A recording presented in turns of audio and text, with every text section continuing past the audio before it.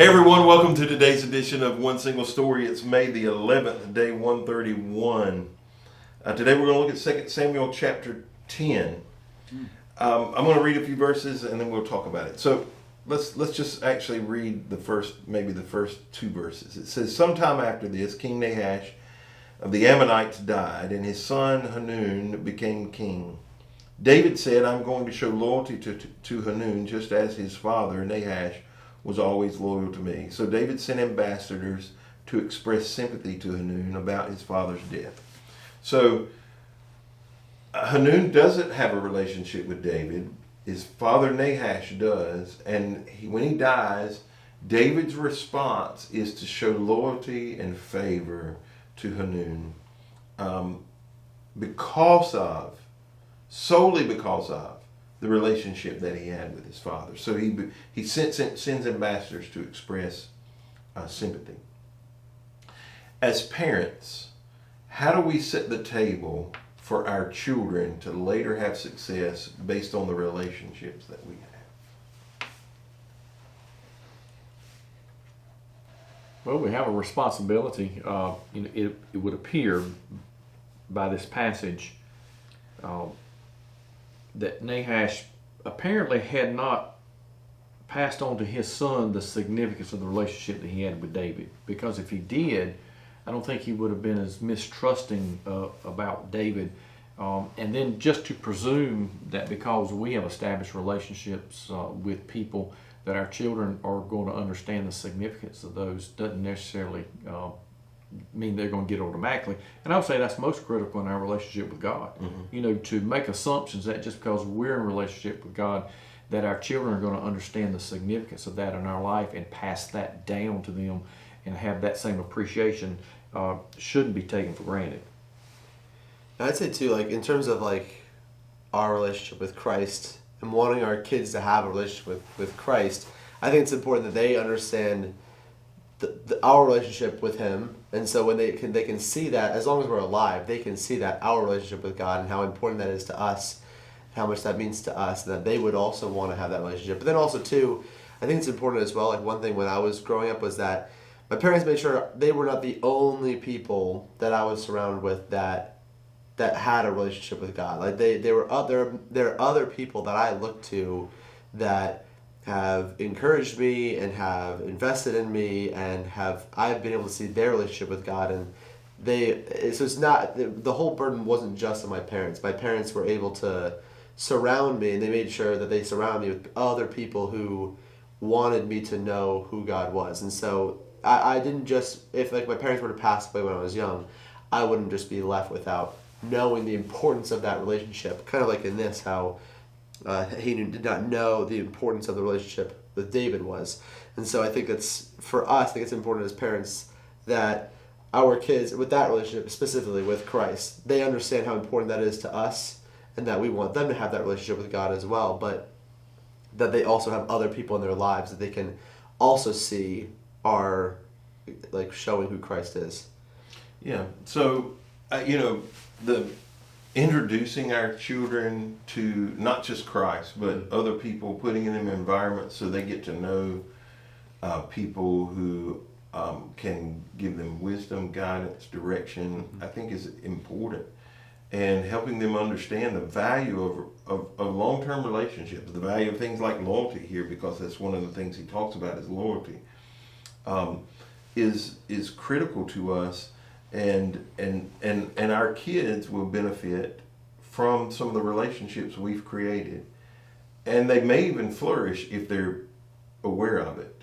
They could fail if they're not. So it goes on to say, but when David's ambassadors arrived in the land of Ammon, the Ammonite commander said to Hanun, their master, do you really think these men are coming here to honor your father? No, David has sent them to spy out the city so they can come and conquer it. So Hanun seized David's ambassadors and shaved off half of each man's beard. I bet that was a sight.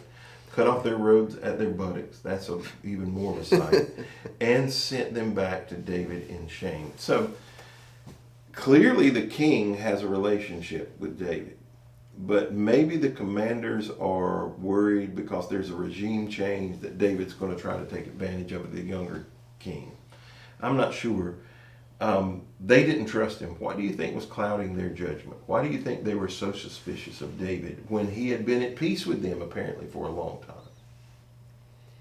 Maybe they recognized the fact that the relationship was between David and Nahash more than the son did, and now that things have changed, that maybe he won't honor that. Maybe part of that, maybe it's just their opportunity to seize more control and power. I don't even think there was anything necessarily wrong initially when they said, do you really think they're coming here to honor your father? Just to say, okay, let's talk about this. I think that was a legitimate conversation to have. But then they interject and say, no, he's come to spy out.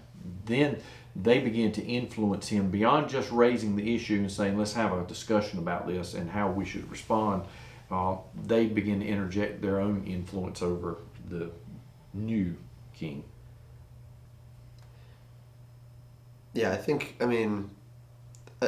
the whole blame comes on Hanun, because I don't know if he knew. It doesn't seem like his father let him know what the relationship that he had with David, and so all he's getting, it seems, is from these other leaders that are among him. And as we've read in previous chapters, David is very famous for all the people he's conquered. He's just conquering lots of kingdoms right now, and he's he's carrying out the Lord's will, for the people of Israel.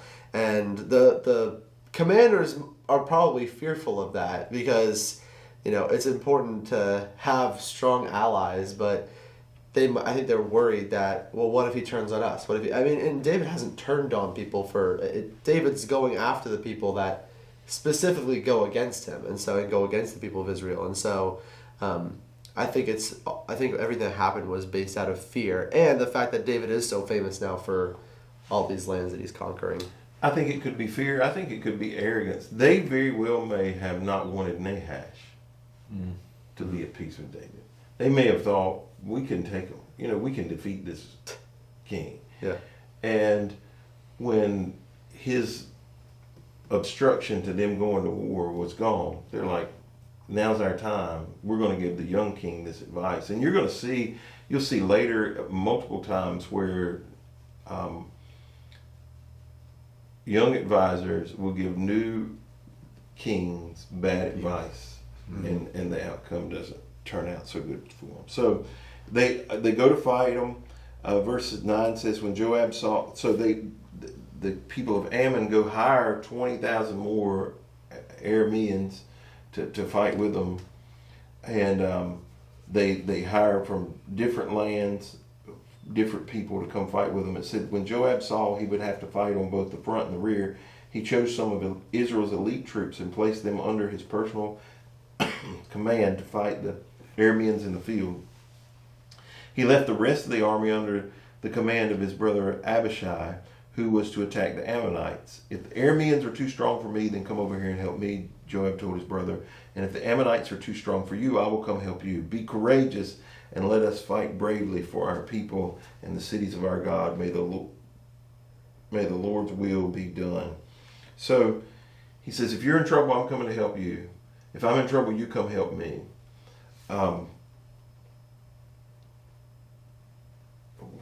Then he says, be courageous. What does this mean to you? They clearly appear to be outmanned. They're fighting on both sides. Yeah. And when it says they're fighting the front and the rear, it's not talking about the uncovered buttocks. When it says the rear, as far as I'm aware. Yeah, because those guys were still hanging out, waiting for their beards to grow out. Yes. Yeah, they were somewhere else. That's right. Yeah. And they're dressed to grow. Yeah, they were making new garments.